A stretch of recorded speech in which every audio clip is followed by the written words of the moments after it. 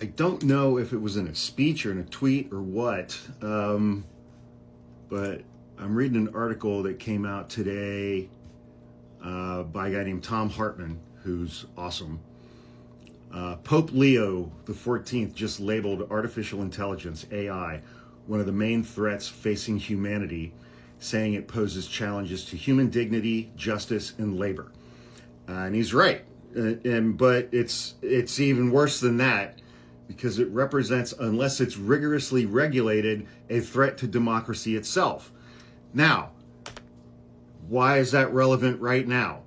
Because in the language for the big, beautiful bill, Trump's tax cut and immigration bill that's making its way through the House of Representatives right now, Republicans in the House slipped in a provision that prevents the federal government and all state and local governments throughout the United States for taking any steps whatsoever to regulate AI for the next decade.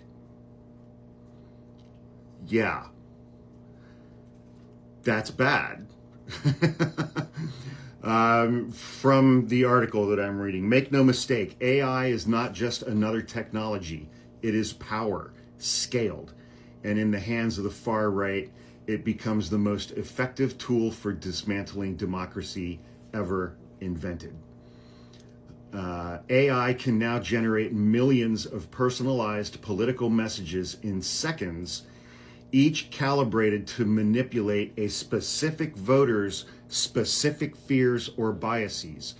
It can create entire fake news outlets, populate them with AI-generated journalists, and flood your social feed with content that looks real, sounds real, feels familiar, without a single human being involved. Imagine the power of Joseph Goebbels' propaganda machine in World War II, but with super intelligence behind the wheel and zero friction. That's where we're heading. And that's just the beginning. Authoritarian regimes can and already are using AI to surveil and intimidate their citizens. What China has perfected with facial recognition and loyalty scoring, MAGA-aligned figures in the United States are watching closely, eagerly to adopt and to adapt. Right-wing sheriffs and local governments could soon use AI to track protesters, compile digital dossiers on people, and predict criminal behavior in communities deemed politically undesirable. This is not theoretical. In 2024, we saw AI-generated robocalls impersonating Joe Biden, telling voters to stay home, and millions did. In the next cycle, we may see entire election campaigns waged by AI bots masquerading as voters, influencers, or even public officials. Trump, during the 2024 campaign, reposted a fake AI image of Taylor Swift endorsing him over her objection. Many believed that she had become a Trump supporter. You remember those MAGA women making their TikToks about how amazing Taylor Swift was now that she had endorsed Donald Trump? As the Carnegie Endowment for Peace noted, meanwhile, deepfake audio clips of British Prime Minister Keir Starmer and Slovakia's opposition head Michal Semeka ignited social media controversies when they spread rapidly before fact checkers exposed them as fabrications. The destructive power of deep fakes also hit home in Turkey when a presidential candidate withdrew from the May 2023 election after an explicit AI-generated video went viral. In Argentina's October 23 presidential election, both leading candidates deployed deep fakes by creating campaign posters and materials that mocked their opponents, tactics that escalated into full-blown AI warfare to sway voters. And Republicans in the House want to include language in the budget bill that the federal government, state, and local governments are prohibited from taking any steps to regulate AI, artificial intelligence, in any way, shape, or form for the next decade. The goal often isn't just to win, it's to delegitimize the democratic process itself. Because once trust is broken, once people believe that both sides lie, or that you can't believe anything anymore, then strongmen step into the void with promises of order, purity, and salvation.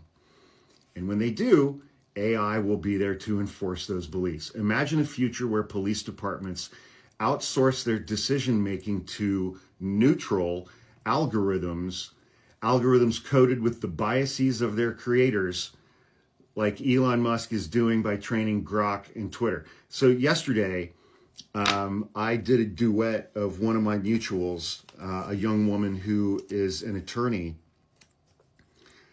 And I don't know which program she was using. I think she was just using like the visual version of ChatGPT or something. And she said, show me an image of an attorney. And it brought up the image of a white man in a suit with short hair and a strong jawline. She said, show me a different image of an attorney. Again, a white man. And she did that 12 or 14 times. And each time, AI generated images for her of a white man in a suit. And that's despite the fact that the recent trend in law school graduating classes nationwide is that graduating classes at law schools have more women than men.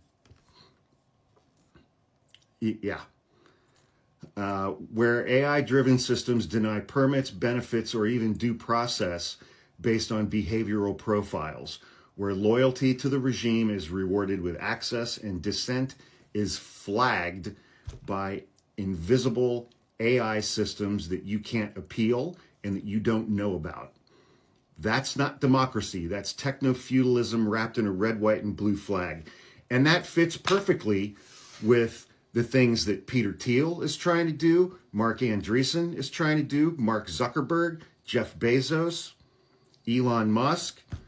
All of these white tech billionaires are pretty much fully on board with this kind of shit. Because they're not really interested in democracy anymore. They're not interested in people being able to vote anymore. They're all listening to Curtis Yarvin, who is telling them that the United States needs to be a racially divided monarchy. And they're like, oh yeah, that sounds pretty good. That sounds pretty good. Yeah, let's do that. It's already happening in Bangladesh, Colombia, Ethiopia, Guatemala, the Philippines, and Thailand, according to the Carnegie Endowment, which adds, in the EU's neighborhood, eastern neighborhood, countries like Georgia, Moldova, Romania, Ukraine face a deluge of hybrid threats and AI-generated disinformation campaigns aimed at destabilizing societies, disrupting electoral processes, and derailing people's democratic aspirations. And now you know why Republicans slipped into a bill in the middle of the night, language that says the federal government and state and local governments are not permitted to do anything to limit or regulate artificial intelligence for the next decade.